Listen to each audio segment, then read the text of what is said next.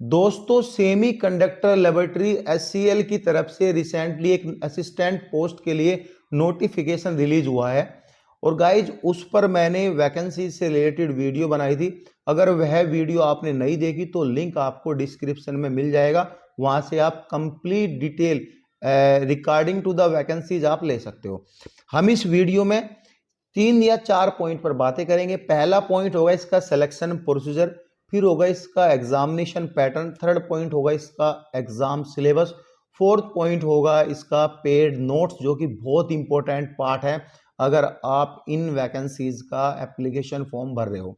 So guys यहाँ पे सबसे पहले मैं बात करूंगा इसके एग्जामिनेशन सेंटर पे। यहाँ पे कुछ चार सिटी का नाम दिया है। पहला न्यू दिल्ली, चंडीगढ़, मोहाली और पंचकुला। और इन 4 सिटी में से सिर्फ 2 सिटी में ही आपका एग्जाम होगा। अगर नंबर ऑफ कैंडिडेट ज्यादा होते हो तो हो सकता है 1 या 2 सिटी बढ़ा दे, यानी मैक्सिमम 4 सिटी में ही आपका ये एग्जाम लिया जाएगा। और गाइज सपोज करो अगर 2 सेंटर में एग्जाम हुआ, सपोज करो न्यू दिल्ली चंडीगढ़ में एग्जाम हुआ। अब अगर 2 सेंटर में एग्जाम होगा तो नंबर ऑफ कैंडिडेट ज्यादा रहेंगे, तो मल्टीपल शिफ्ट में एग्जाम होगा। मींस आप जो पेपर दे के आओगे वह पेपर आपका नॉर्मलाइज भी होगा, उसमें से नंबर आपके इंक्रीज भी होंगे और डिक्रीज भी। अब गाइज हमारा नेक्स्ट पॉइंट है कि जो सेंटर है, सेंटर में आपकी कौन सी शिफ्ट होगी। यहाँ पे morning shift, afternoon shift, evening shift, तीनों शिफ्ट आपकी लग सकती है और मार्च के एंडिंग में आपका एग्जाम होगा। अभी मार्च के एंडिंग में बहुत सारे एग्जाम होने हैं, ऑलमोस्ट हाई कोर्ट के एग्जाम होने हैं, एसएससी ने कैलेंडर रिलीज किया था उसके भी एग्जाम होने हैं, और बैंकिंग की जितनी भी वैकेंसीज अभी जनवरी में आई है उनके एग्जाम होने हैं। जो भी आर्मड फोर्स की वैकेंसीज आई थी अभी जनवरी में उनके भी एग्जाम होने हैं। सो अभी मार्च में बहुत जल्दी ही और बहुत वैकेंसीज के एग्जाम होने हैं, तो एग्जाम आपका जल्दी है, तो प्रिपरेशन का टाइम भी है आपके पास। लेकिन आप कंफ्यूज हो क्या पढ़े क्या ना पढ़े, वो हम नोट्स में आपको प्रोवाइड कराएंगे। ठीक है, अब हम बात करते हैं एग्जाम पैटर्न। एग्जाम जो होगा आपका 100 मार्क्स का होगा और इसमें 100 ही क्वेश्चन आएंगे। जो यह सभी क्वेश्चन है वह ऑब्जेक्टिव टाइप क्वेश्चन होंगे, यानी एमसीक्यूज, मल्टीपल चॉइस क्वेश्चन होंगे। एक क्वेश्चन के 4 ऑप्शन होंगे, जो भी सही लगता है उस पर आप क्लिक कर सकते हो। लेकिन एग्जाम की जो लैंग्वेज है हिंदी और इंग्लिश दोनों लैंग्वेज में होगी। इस एग्जाम में आपका नेगेटिव मार्किंग भी है 0.25%, यानी 4 क्वेश्चन गलत करने पर आपका 1 नंबर काट लिया जाएगा। मोटा मोटा अगर आपको ये समझ में नहीं आ रहा, अगर आपने 4 क्वेश्चन के मीन्स 4 नंबर मिलेंगे आपको। ठीक है, और जो 4 क्वेश्चन ही गलत कर दिया आपने तो 1 क्वेश्चन काट लिया जाएगा। इट मीन 4 क्वेश्चन गलत करने पर 5 क्वेश्चन आपके माइनस हो जाएंगे। 4 तो वह गलत करोगे तो एक आपका सही जो क्वेश्चन है वो भी हट जाएगा। ठीक है, ये रहा।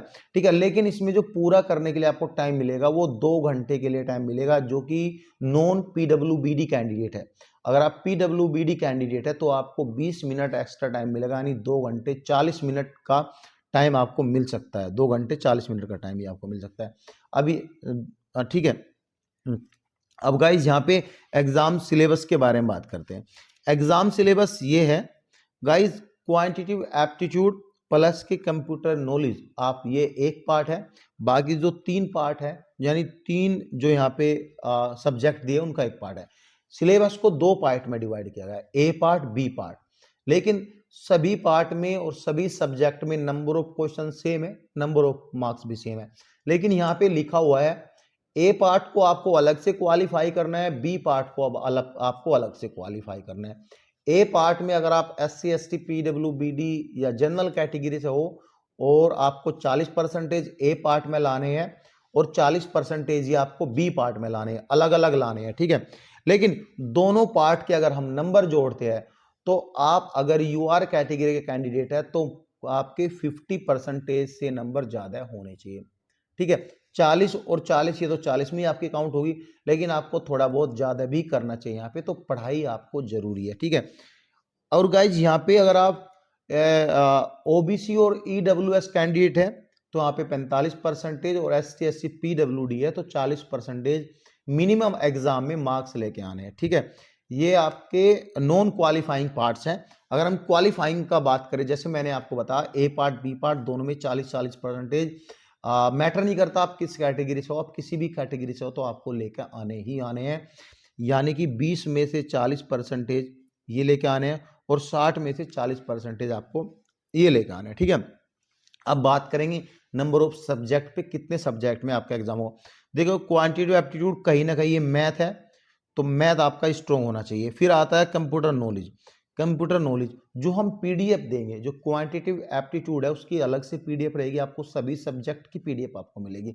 इसके अंदर क्या क्या सब्जेक्ट है, हालांकि सिलेबस जो है नोटिफिकेशन में दिया है, नोटिफिकेशन के अकॉर्डिंग ही आपको सिलेबस डिलीवर किया जाएगा।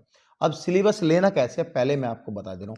एक नंबर है डिस्प्ले पे आपको दिख रहा होगा 9990934347, इस पर आपको व्हाट्सएप एसएमएस करना है और लिखना है मुझे एससीएल असिस्टेंट के नोट चाहिए। जो व्हाट्सएप टीम है वो आपसे डायरेक्टली कनेक्ट हो जाएगी और आपको समझा देंगे क्या क्या प्रोसीजर आगे का लेने का और क्या क्या उसमें मिलेगा, सारी चीज आपको समझा देगी, ठीक है। अब आते हैं बी पार्ट में। बी पार्ट है जनरल इंटेलिजेंट रीजनिंग, और ये भी 20 नंबर का है, 20 क्वेश्चन है, तो कहीं ना कहीं मैथ और रीजनिंग दोनों आपस में रिलेट करती है। और नो डाउट जिसका मैथ आपका स्ट्रॉन्ग रहता है तो जनरल इंटेलिजेंट रीजनिंग भी आपकी स्ट्रॉन्ग रहेगी। फिर आता है इंग्लिश कॉम्प्रीहेंशन के क्वेश्चन। इसमें एमसीक्यू टाइप के क्वेश्चन भी आ सकता है, लेकिन इसमें एक चीज और रहेगी, आपकी एप्लीकेशन आएगी, आपके लेटर आएंगे, आपको एक ट्रांसलेट भी करना है इंग्लिश टू हिंदी या हिंदी टू इंग्लिश आएगी, और दूसरा आपको एक ऐसा भी लिखना है। अब किस किस टॉपिक पे ऐसे लिखना है मैं आपको बता रहा हूँ। टॉपिक नंबर 1 होगा आपका जो हमारी यूथ जनरेशन है, यूथ जनरेशन की बिल्डअप के ऊपर क्या क्या बिल्ड कर रही है, ठीक है। इन्वायरमेंट फ्रेंडली है वो है। एप्लीकेशन आपकी आ सकती है म्युनिसिपल अथॉरिटी में, आप एक एप्लीकेशन डालनी है अपने एरिया की क्लीनिंग के लिए। आप कॉन्फिडेंस अपने नाम पे लिख दोगे, लेकिन वो बिल्कुल गलत है, आप वहां पे गलत हो जाओगे, ठीक है। ये सभी आपको लिखना है। ये सब मटेरियल जो है आपको नोट्स में मिलेगा। देखो कॉम्प्रीहेंशन लिखा है तो इसमें एमसीक्यूज भी आ सकते हैं, मैं नहीं कह रहा हूं क्या है, लेकिन जब आप डिटेल डिस्क्रिप्शन डिटेल में पढ़ते हो सारी चीजें, उसमें लिखा है कि आपको ट्रांसलेट एंड ऑल वो सब करनी है, वन इसको ही लेकर आप सबसे बड़े कंफ्यूज होंगे, ठीक है। अब यहाँ पे ये भी आता है वुमेन एम्पावरमेंट पे भी आपको ऐसे लिखना पड़ सकता है। ये सभी चीजें हैं, इन पे आपको ऐसे लिखना पड़ सकता है, उसके लिए हम प्रॉपर गाइड करेंगे।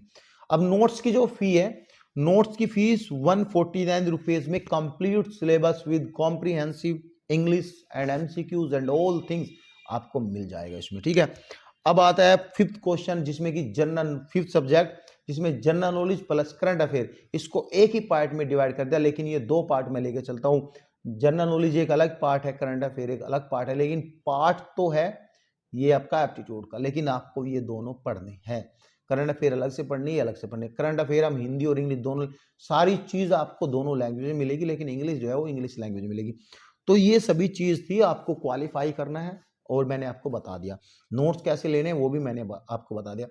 कट ऑफ जब नंबर ऑफ फॉर्म फिलअप होंगे उसके आधार पे हम बात करें कितनी कट ऑफ जाएगी, और जब क्वेश्चन का लेवल आएगा, हालांकि इसमें जो क्वेश्चन होंगे वो ओएमआर सीट पर ही उसके आंसर देने हैं आपको, यानी कि हो सकता है कंप्यूटराइज आपको सारी चीज दिखे लेकिन ओएमआर सीट पे आंसर दे, या फिर इसका एग्जाम ऑफलाइन भी हो सकता है, ऑनलाइन भी हो सकता है, वो टाइम बताएगा आपका क्या होगा, लेकिन नोटिफिकेशन में लिखा है यहाँ पे ओएमआर सीट पर आपको आंसर देना है, तो एग्जाम शायद इसका ऑफलाइन होगा, ठीक है, क्योंकि यहीं पे इनके सेंटर है तो अपने सेंटर में एग्जाम लेगी। सो गाइज ये थी डिटेल, कुछ भी डाउट हो तो आप कमेंट कर सकते हो। Thank you so much guys.